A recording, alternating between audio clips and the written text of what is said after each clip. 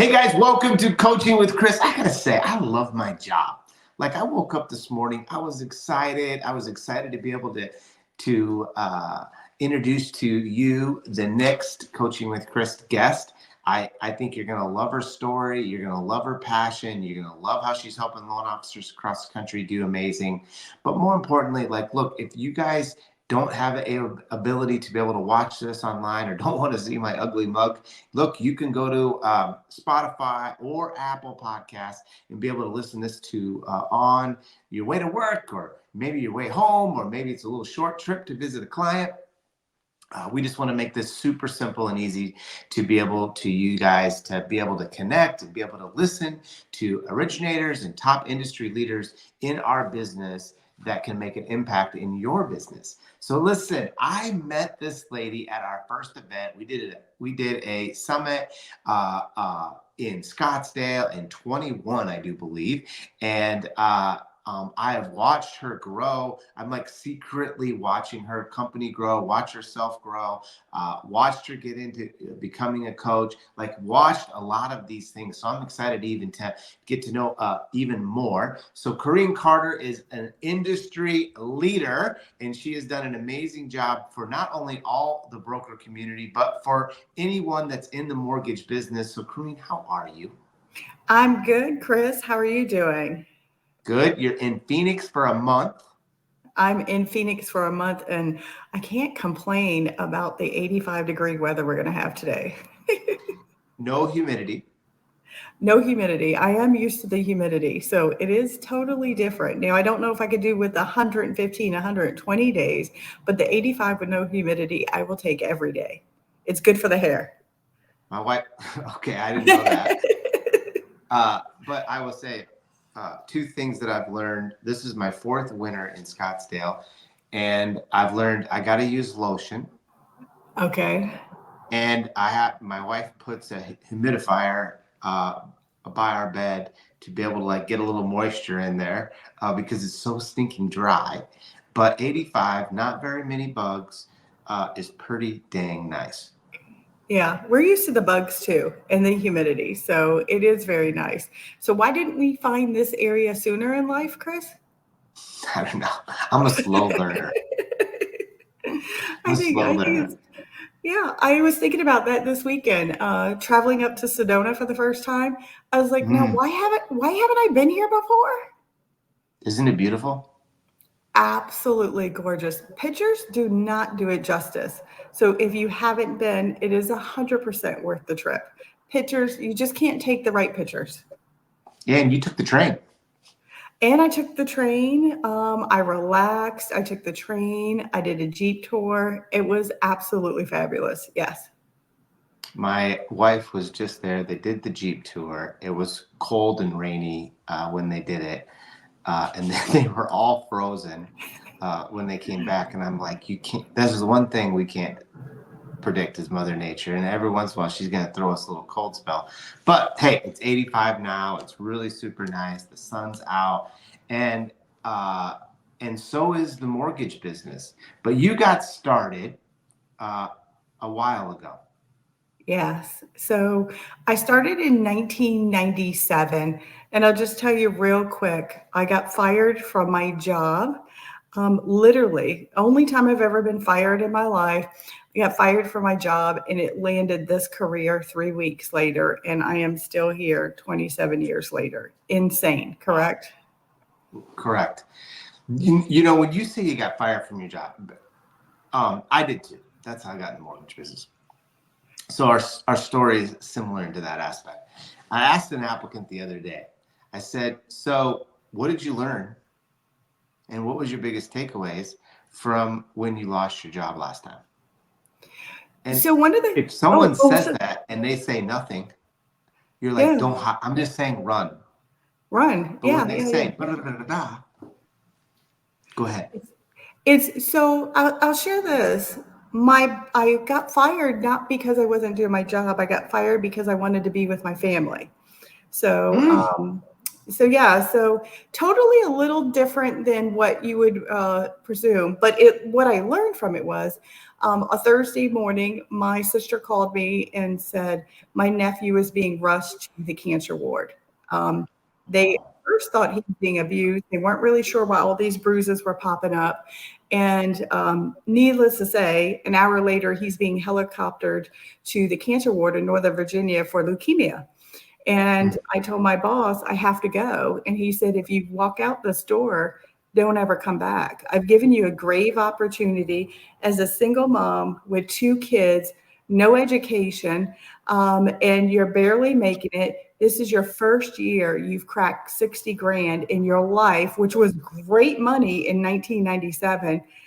You're not leaving. This is our 2 busiest weekends. It was the middle of May in Virginia Beach. And he said, you're not leaving. And I was like, I don't know if my nephew's going to live through the weekend. What would I do with my family and just tell them I had to be at work? So I left, called him 4 days later and asked him, did that still stand? Could I come back to work? And he said, no. Well, I love it that your priorities are in order. So the lesson I learned from there is I wanted to be a different boss than he was, right? Yeah. I wanted to be a different leader than he was. So every week I check in with my whole team. Are they struggling? Are they in position where they're gauging their work properly? Are we putting too much on them? Are they working nights and weekends? Should they be working nights and weekends? What is their job aligned with what they're doing and what their goals and aspirations are? And I think that's a big deal. And that's one thing we're doing here today, talking about coaching, talking about where we're going, talking about what the mortgage industry is going. And do we do enough check-ins? So the biggest thing I learned from there is he just had to do something just a little different, gauge and check in. And it would have changed my whole trajectory of my life because I wouldn't be here with you right now and I wouldn't be in the mortgage industry. Right. I think check-ins are super important. Wow, what an amazing story. So you start into mortgage, right? Yes. Mortgage found you. I find that mortgage finds us. It does. What was your first position? So I was a girl Friday. I went to the courthouse and I pulled notes that were over 7.5%. That was me. So you used to really record the notes. And we really had a yellow book that we called the phone book. And we would go to the courthouse and we would pull so many notes per week. And we would spend Friday nights and Saturday calling those people. And the team that I worked with, we would set them up for a position to get them scheduled for their appointment with the loan officer. And that's what we did. And then we would collect the docs from them. And it was when we dropped from right about 96, 97, when you're talking about, we dropped from probably 10% to like 7.5, right? 10% to like 8, 7.5, and right there. So anything over 7.5 was fair game. And then there was a plethora of products out there, especially some new second mortgages too. And that's what we would do. We would set them up for the application. We would set them in position to meet with a loan officer. We had about 50 loan officers at our company. We only had 1 female loan officer at our company out of 50 loan officers at that time. And we two, me and my best friend, who still works with me to this day, we were on Girl Fridays and we went to the courthouse, got these notes. And then when they didn't want to do the appointments on nights and weekends, we would do the appointments for them too as well. Because you didn't have to be licensed then. Right. So that's how we started building our business. And after 9 months, asked for a real job, I guess you would call it. So did you go from that? By the way, I remember I didn't actually go down and do the title work searches, but I mean, many of my loan officers did, and it worked. Yeah, it did. It was a great way to generate leads. It just worked. And I know today we have all this fancy stuff and technology and everything else, but in the old days it was a tablet, and you did all your research. But then, what was your next position after this? After, what did you call it? Friday? Girl Friday, like a Girl Friday. Yeah. Have you ever heard that term? It was like a Girl Friday. I learned something today. Okay, like that would where you call the temp world, right? Let me go hire a girl Friday, an on the go person that would just do anything, right? Okay. So that's what we considered ourselves was like girl Fridays. We would do whatever anybody didn't want to do. That's what we would do. And after 9 months, seeing everybody in position that didn't want to work nights and weekends, and we would, and that also didn't want to collect the documents, and we would. We eventually asked for a position as loan officers, and again, there was 50 loan officers, and there was only one female, a loan officer. All the others were trainers or processors, and they were like, "Well, you really haven't proven yourself. You don't have any training." We were like, 9 months of doing everybody else's work, and we attended classes for them. We took back the notes for the classes. We told them what they could do, not do, and what they were eligible to do for the programs, products. We met with the AE. So we really did everything, and we were not employed by the company. We were just side chicks, right? We were just really girl Fridays, and we got paid on the side from the people, and we paid each other's bills for 9 months until we asked for a position. And we asked for a senior position too. We didn't want to be a beginner loan officer. We were like, we've already did this for 9 months. We want to be a senior loan officer. And they were like, we're going to give you temporary. And our second month, and both of us made 10 grand, which we probably made 2 or 3 grand a piece for each month for the first 9 months, just learning. So I would say interning to a degree that we would call it now, right? And in that position, after the first month and us putting in each of probably 12 to 15 deals, by about the sixth month, we had a pipeline of about 35 to 50 deals. Wow. And so it was beneficial for us. I say all the time, I ask people, what are they willing to do to get into a career that could change their life? And a lot of people now, because of modern technology and everything else they see, they're not used to just doing things for free. Technically, that's what we did for almost 9 months, right? That's right. So here we are today, almost Wow. 30 Wait. years later. Wait. Let's fill a couple gaps real quick. So you started killing it as a loan officer, right? Mhm. But then when did you decide, okay, I need my own shop? So I'd say 8 years in. So it was about 6.5, 7 years in. Everybody was jumping in the mortgage space. So this, you get 2001, 2002, 2003. Everybody was jumping in the mortgage space. And I Rates were say 6% then. 6%, 6.5. So we were steadily going from 8.5 to 7.5 to 6 to 6, and somewhere right around 6.5 to 6%. And here's what I say right now. And I talk to everybody and all the loan officers I talk to right now. I said, everything comes back in style. Baggy jeans come back in style. Different coats come back in style. Cargo pants come back in style. Things that I've bought recently that I said I had in the 80s. Those things come back in style. We are recycling. And if I mirror what I did in 2002 to what I'm doing right now, it is absolutely no different, Chris, right? Who is being seen and heard is going to be picked, right? Whether it be by phone, by social media, by education. Those are the most important things in our industry right now. If you are not out there casting your net 10 times as big, and we didn't have that in 2002. We didn't have the internet. I said, if you take the internet out of the equation, it's an identical market. It's education. It's getting with people. And also too is everybody was kind of dual career. They were a real estate agent and loan officer or title. Those things are coming back too as well. And you had to be educated in all parts. So we learned all facets. But doing that, there were also some people that I felt like we didn't want to be associated with. And, if you look on my NMLS, I've been with 3 companies my whole life, right? And the third one being my own. And we just really decided after everybody was jumping in the pool, we didn't want to look like the next person with the same company down the street. And so I wanted to open my own brokerage. And then I was told no, that I couldn't, that I didn't have enough experience. But we did. I did in 2005. And within 9 months, within 3 months, I had my VA credentials. Within 9 months, I was the only broker in my area that had FHA Mini Eagle. That was very hard to get. And I was told you could not get it within 5 years. And I was determined that no matter what, we needed all tools in our toolbox. That's how we learned on our Girl Friday stunt. We showed everybody in the company everything they could do. We actually gave them more paychecks because we taught them the education part that they didn't want to go to the classes. So I got my FHA Mini Eagle. I was the only broker in town with my FHA Mini Eagle, and it cost me a lot of money each year. You know, you're talking 20 to 40 grand at that time per year to probably keep it, right, as a small broker. And yeah, wait, let's go back to that really quick. Yeah, because I sure. don't think most people understand it. Like back then, what was it? 25 or 50,000 net worth was what to get a Mini Eagle. It's changed, obviously. It's way bigger today. But Yes, back then, yes. it was 25 or 50. But that wasn't the problem. Yes. The problem was the full audit. The full audit. Good God. Yes, I remember those You days. remember it? Yes, Like, yes. I remember going home to my wife. I'm like, I feel naked.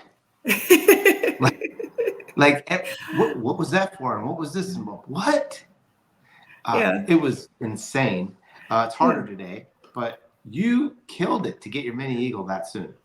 Yeah. So think about this, being licensed in 23 states now, I'll share with you, I think that prepared me for what we do now with each state, where other people may not want to go through that.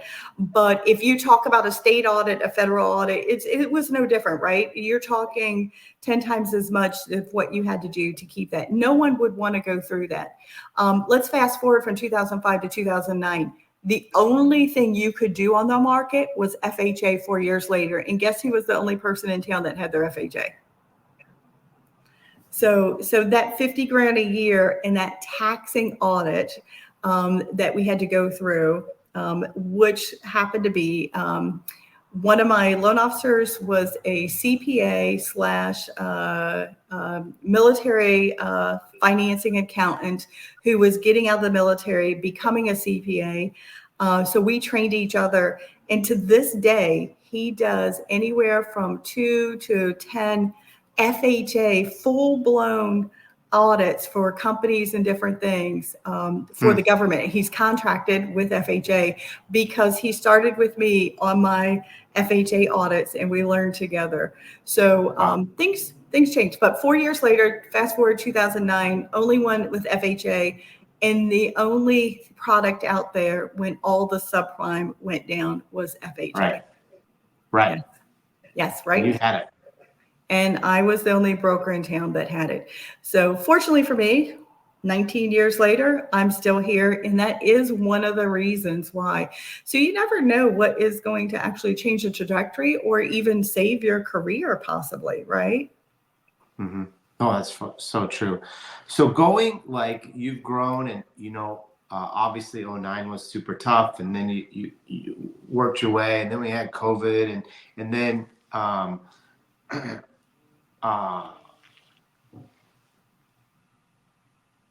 you get to a spot where it is today, right?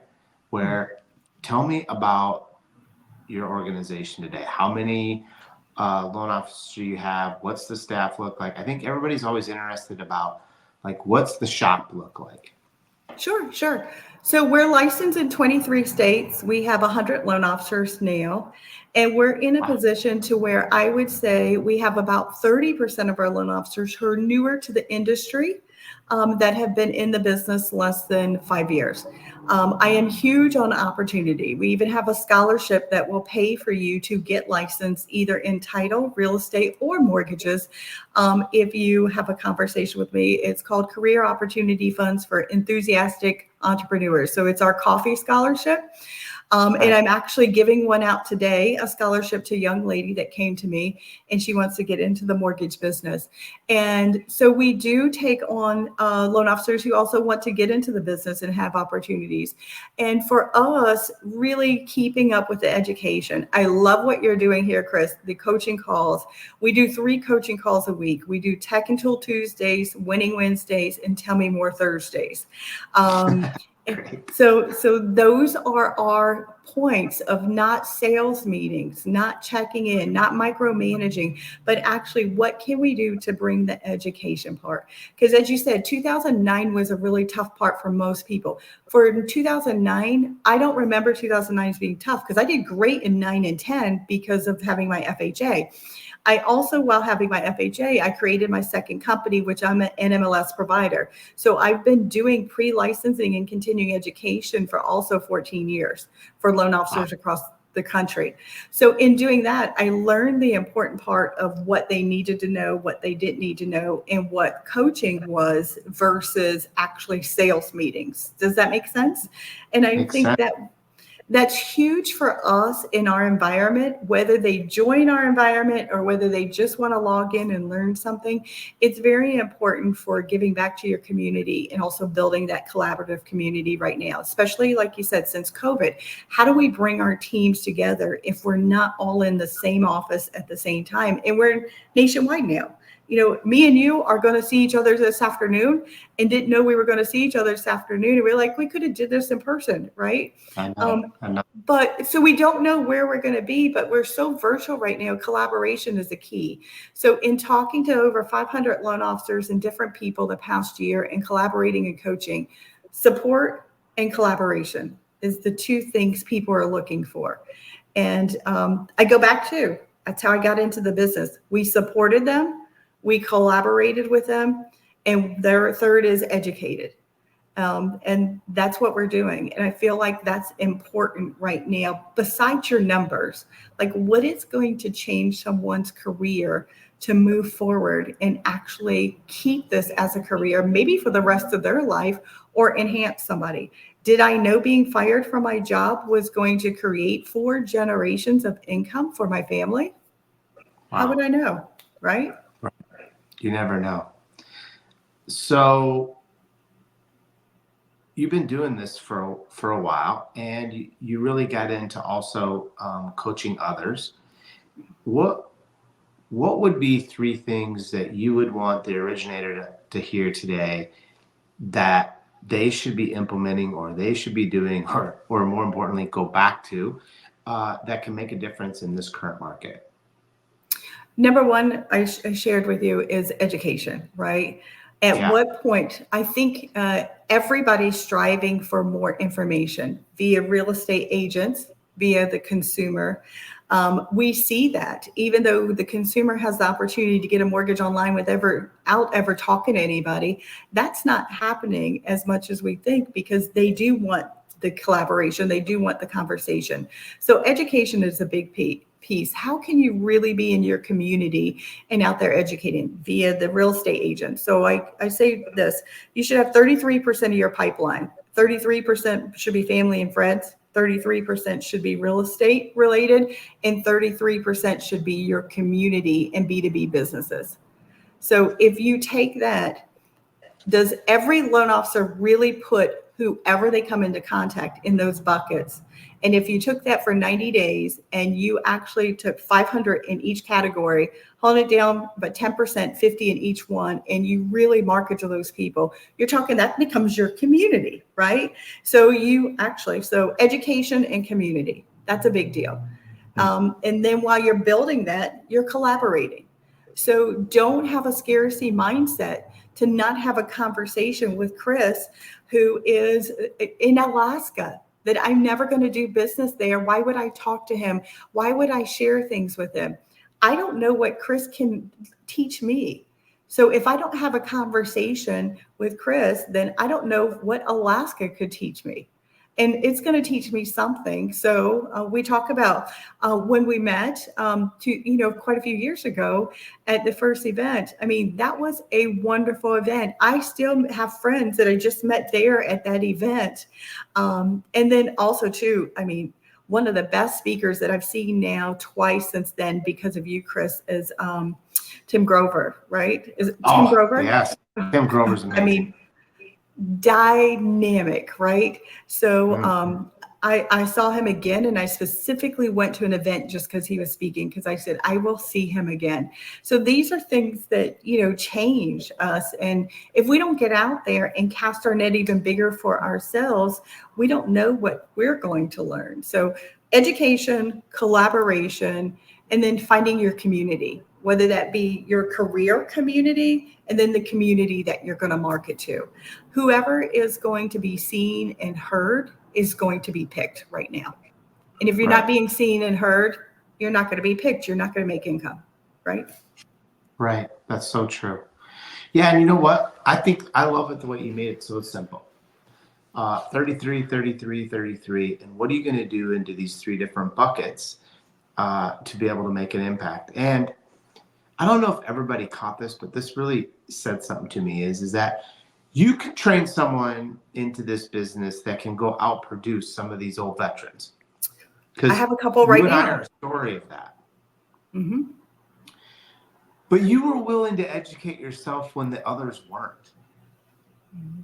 You were willing to go to the classes to learn and to perfect your trade. And I feel like so many people want to skip all of those steps. And I don't understand why they wouldn't continue to want to learn and educate yourself to be better into your career. Do you think, so can I ask you a question? Do you think it's because they feel like they already know enough about their business, or is it part ego that comes into play?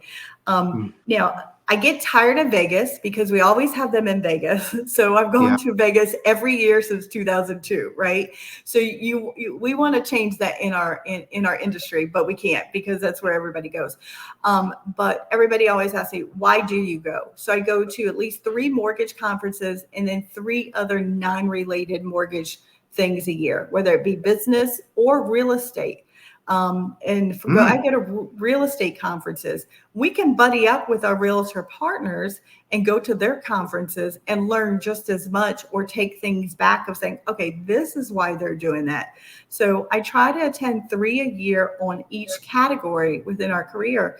And it's costly sometimes, and it's time out of our day. Chris, I'm assuming maybe you're going to be at the Housing Wire conference too in a couple weeks. Maybe? I am not going to be at that one, and I wanted to be at that, but I am not. So that's one reason I extended my stay, was another one I picked this year to go to. So some different people in the industry that I wouldn't be in the same rooms with at some other conferences. So I think we discount that of what we're going to learn and what we're going to get from those. And then we may not even have to implement things. It's about the connection that is going to bring to the next one. I can't tell you how many places I go and people, and even your event, I went to and met Tim Grover, and then the next one, he's like, have I seen you before? And the hair, the hair and the glasses, they don't know. But so and that's what I get all the time. But being seen and being heard is going to make a difference in your career in the next 2 years. And I think that's going to really change the trajectory of people who are willing to go out there and learn, and also put themselves in position where they're a little bit more vulnerable to see, okay, show me something, Chris. What am I doing different? What am I doing wrong? What can you do? Can you come in? I've had other people come in and peep into some of our meetings, say, can you tell me what are things that we could do differently? I would love for you to come in and survey me, grade me, and to tell me what you feel like people are looking for out there that we could implement and have into our company as a whole. And I think that's very important right now. But you said something very important. I have 3 or 4 producers right now that have less than 6 months in, who's closing 2 or 3 loans a month. I have one that was with only a year in, was with one other company, moved over, and now she's closing about 2 a month. I mean, and they weren't closing anything before. And it's not we're doing anything different. They're just buying into the resources that they have. And that is what we teach. And it doesn't have to be a Corrina way. It doesn't have to be my highway. We're on a highway together, right? But it's not my highway. I tell them, build your highway how you want it.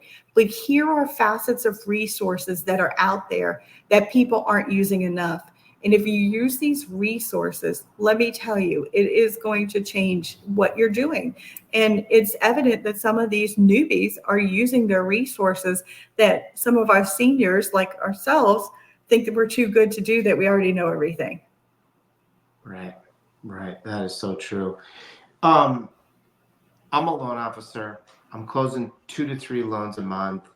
I want to get to 6 or 7. Is there anything you would add to tell that loan officer today to be able to have the opportunity to double in their production? An actual tactic. So I'm going to go with what I have just become better at in the past 3 years is, of course, time blocking and scheduling, right? It's important to me. My whole team hears me every morning. Set alarm for 11:45. Set alarm for 12:45. Set alarm for, so I look at my calendar every single morning and I set my alarm for what needs to be done at that moment. And then also I have my calendar dictating it. I missed a meeting yesterday because someone texted me and said, hey, can I talk to you tomorrow at noon? And it wasn't on my schedule. It wasn't on my calendar. It wasn't anywhere to be found except for they were going to call me. And I wasn't in a position to pick up at 12 and I didn't have it set on my alarm. So time blocking and reminders. I remind myself every single day and snooze everything for my follow-ups and what I do and how I touch base. And you just use your phone to do this?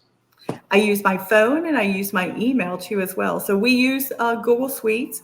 So sure. So in Google Suites, you have your snooze alert, right? So if it doesn't need to be done that second, when is my time blocking, which is usually Saturday mornings from 7 to 11, that I do a lot of my busy work. And then sometimes first thing in the morning, which is becoming very hard West Coast time. I can work East Coast to West Coast and work late. You mean you're getting up pretty early here? Yeah. So like 4:35 is like, yes. And trying to get to my desk at 6 is very tough on West Coast time. I do it on East Coast time every day. I don't know what the difference is. But so I say time blocking and scheduling. Are you spending time on things that are really not productive? And so I'll share with you. So I have a COO, which is Deshaun, who's my son, and our growth architect, who Mo Hernandez. And we talk about all the time on how many meetings a week we have, what do we do, how do we circle around, and what all this. And then someone comes to us and says they're too busy to get to an application. We're like, what the hell are you doing with your life that you're too busy? And we're like, have you seen my calendar? Like, you know what I'm saying? So we're like, so are people just too busy in their mind? Are they really too busy on their calendar? Or are they really not structuring their day? So I know that's long-winded, but it's I hope everybody just caught what you said, because this is a problem in the industry. You're just too busy in your mind. If you could look at if I said, I'm going to audit your calendar for a week and then we're going to review, most loan officers would be embarrassed at the true result at the end. But now if we audited their brain of saying, are you too busy? It would be a disaster. And you said it. That's the best I've ever heard it. Are you too busy in your mind? Or are you too busy in your calendar? That is amazing. Yeah. I'm stealing it. Okay, I want you to, because I look at my count and I really do. Sometimes I'll screen share with them and I'll look. I said, this is how I worked last year and the year before for us to grow, and also for me to understand that the people that have been with me for 10 years and 15 years, that I wasn't leaving them behind. We're growing together as everybody in the industry, and we're going to help each other figure out what we're going to do for the next 3 years, because the past 2 years have been tough for everybody, right? So I literally can show you on my calendar where I did over 300 meet and greets in the past 10 months. And if I can show you that, and I'm doing these things, are you really too busy in your mind? What does your day look like with your structure? Now, granted, I don't have after school sports. I don't have young kids, but I do have grandkids. I do have to spend some time with them on the weekend, and I am my mom's caregiver. So I still have things I have to do. And right before I got on the call with you, I made a 5-minute call to my mom. Are you set for the day? Are you okay? Is there anything that you need? Because I'm cross country and I have to make sure that she's all good. So those things I may not have scheduled on my calendar, but those are things that keep my mind busy So I know other people are busy in their mind, but does it Yeah. look the same? So that's how I gauge and try and start coaching someone and how they're structuring their day and then how they're structuring their operations, whether they spend the most important time on. So, so I don't know. I hope that helps someone, but it does make sense to everybody. Does our fast-paced life right now on social media make us look more productive than what we are Hmm.